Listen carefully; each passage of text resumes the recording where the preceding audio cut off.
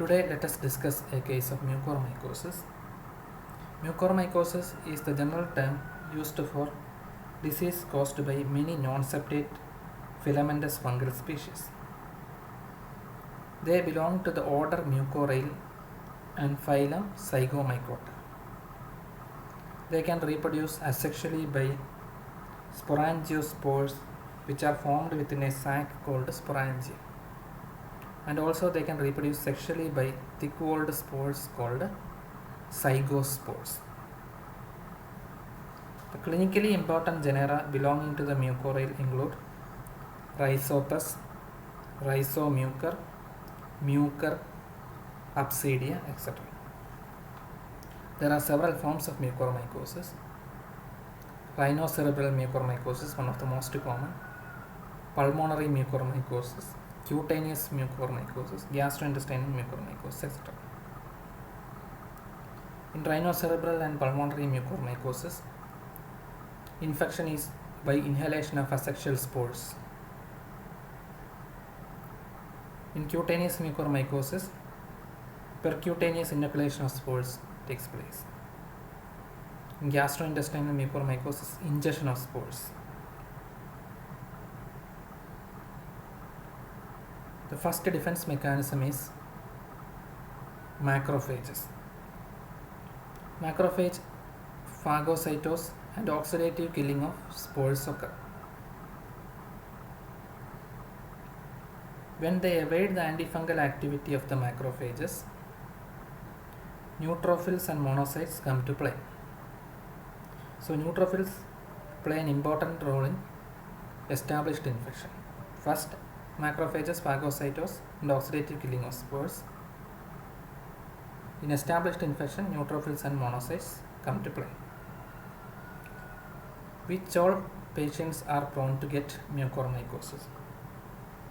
Diabetes, high dose steroids, leukocytopenic patients, particularly in patients with leukemia, lymphomas and all, are susceptible to mucormycosis. In diabetes, especially if ketoacidosis develops, this ketoacidosis causes release of iron bound to protein, and also the low serum pH caused by acidosis diminishes the phagocytic activity of the macrophages. So diabetes, high dose steroids, leukopenic patients, those patients on transplant, all are prone to get mucormycosis. HIV mucormycosis is not that common because in HIV CD4 T cells are reduced, neutrophils are relatively less affected. So in HIV frequency of mucormycosis is less common. Now let us see the H&E slides of this case. Here are the fungal hyphae, broad fungal hyphae, and we are not seeing any septa. Broad non-septate fungal hyphae and surrounding inflammatory reaction. Here are many neutrophils seen. This multilobated nucleus.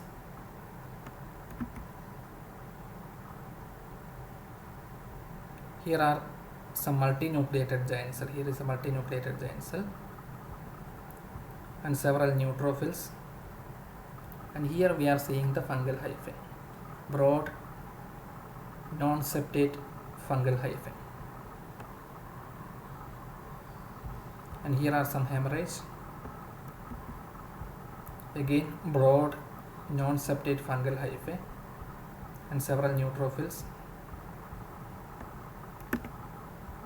And these are better seen in GMS stained slides, Gomori methylamine silver. Here is one fungal hyphae, here is one fungal hyphae, here is one. They are broad, non-septate. If branching is there, branching will be irregular and it is wide angle or 90-degree branching. Here is a 90-degree branching. Here is a broad, non-septate fungal hyphae and 90-degree branching. Broad non-septate fungal hyphae with 90-degree branching. These are all non-septate fungal hyphae.